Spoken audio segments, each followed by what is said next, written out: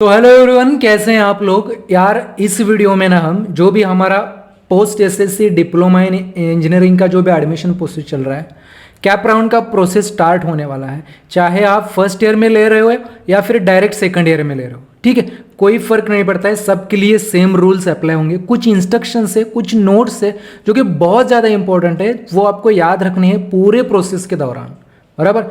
तो आपको कोई भी दिक्कत नहीं आएगी। और ये जो रूल्स है ना, ऑथोराइज्ड वेबसाइट पे, वहाँ पे जहाँ पे आप जिस वेबसाइट से, जिस पोर्टल से आप ये प्रोसेस करते हो, वहाँ पे लिखे हुए हैं। वो बस मैं आपको पढ़ के यार एक एक पॉइंट समझाना चाहता हूँ, क्योंकि मैं नहीं चाहता यार कि कैप राउंड के प्रोसेस के थ्रू कोई स्मॉल, किसी छोटी गलती की वजह से आपका किसी का बड़ा नुकसान हो जाए।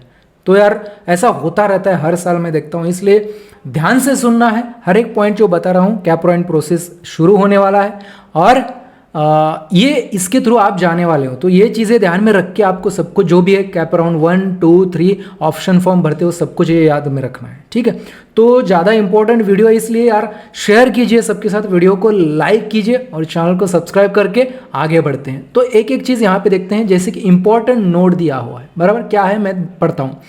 All types of candidates whose names are appeared in the final merit list, बराबर, फाइनल मेरिट लिस्ट डिस्प्ले हो जाएगा, shall be considered for admission through cap.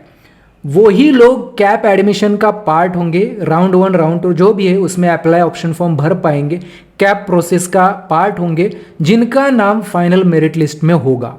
जिनका नाम फाइनल मेरिट लिस्ट में नहीं होगा वो लोग कैप राउंड के लिए एलिजिबल नहीं है। ओके, दूसरा point, the candidates aspiring for admission for institutional Kota seats remaining vacant after cap, it is mandatory to get registered, documents verified and confirmation of the application either by e-scrutiny mode or physically scrutiny. Such candidate must apply separately to institute for admissions. Merit of such candidate shall be prepared by the institute at the institute level. बराबर।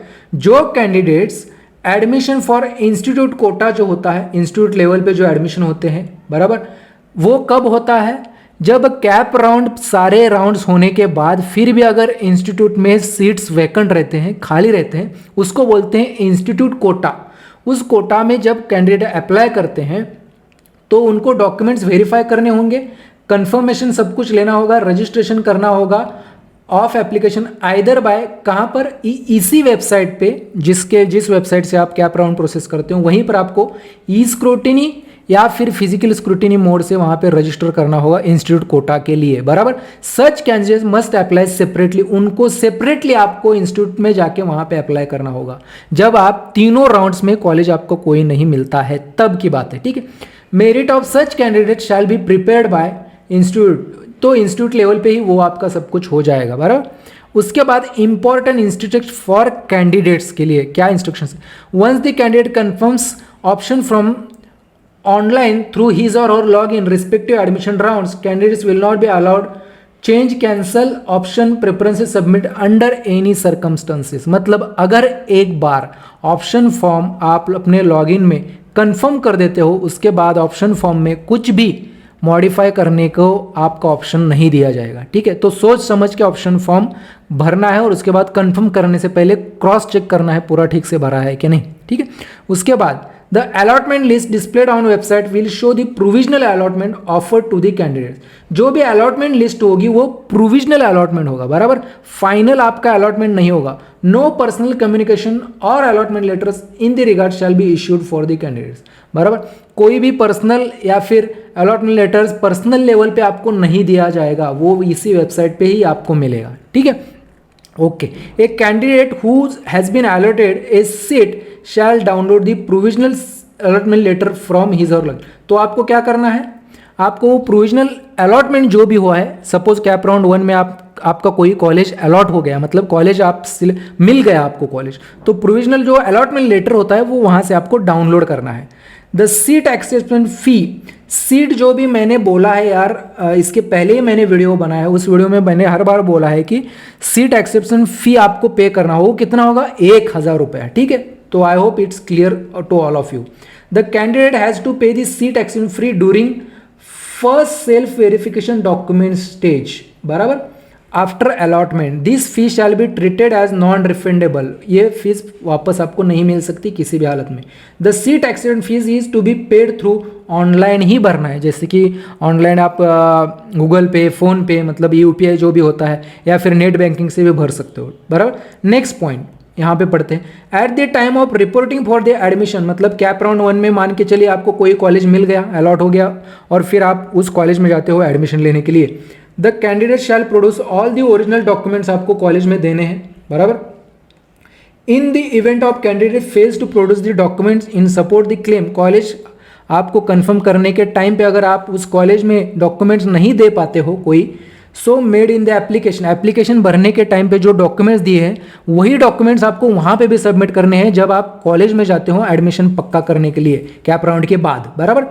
तो the allotment shall be stand cancelled automatically, अगर आप कोई भी document नहीं दे पाते हो उस वक्त जो एप्लीकेशन के टाइम पे दिया था, तो आपका अलॉटमेंट कैंसिल हो जाएगा, एंड वो सीट जो है अवेलेबल हो जाएगी फर्दर राउंड्स के लिए, कैप राउंड्स के लिए। Candidates are advised to keep ready required documents at the stage of self verification of the document as per the notified rule, जो भी डॉक्यूमेंट्स आपको बोले गए हैं, जो भी डॉक्यूमेंट्स आपने एप्लीकेशन करते वक्त, रजिस्ट्रेशन करते वक्त भरे हैं, वही डॉक्यूमेंट्स आपको रेडी रखने हैं कॉलेज में एडमिशन लेने के टाइम पे, ठीक है।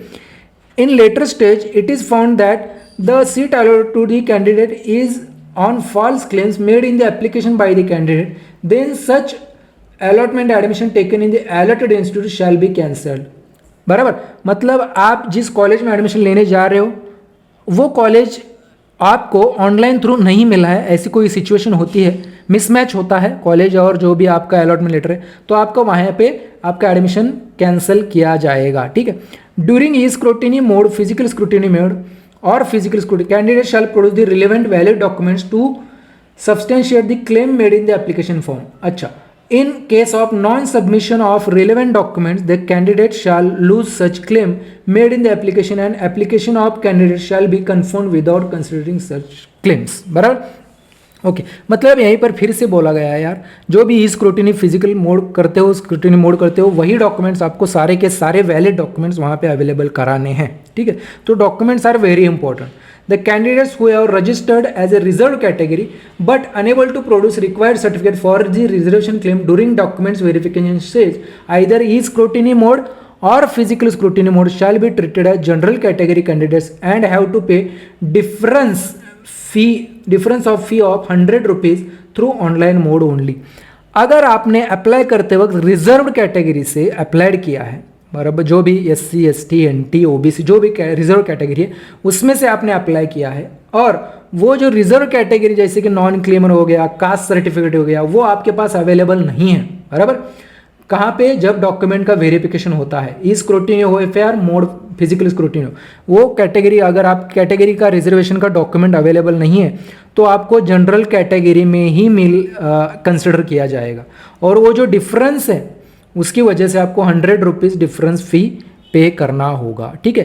Candidates raising grievance for correction and opting for physical scrutiny mode shall carry all documents in original form scrutiny at FC, बराबर। अगर आप फिजिकल स्क्रूटिनी मोड से आपने अप्लाई किया है, सब कुछ किया है, तो आपको ओरिजिनल डॉक्यूमेंट्स वो फेलिसिटेशन सेंटर पे आपको अवेलेबल कराने हैं, ठीक है, लेके जाना है। ओके, आगे देखते हैं general notes.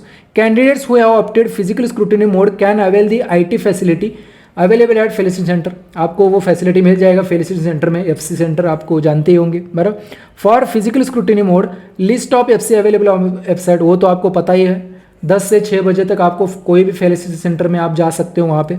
Eligibility rules regulation for admission shall be made available on the website, जो भी एलिजिबिलिटी रूल्स रेगुलेशन सब कुछ आपको वेबसाइट पे अवेलेबल किए जाएंगे, बराबर।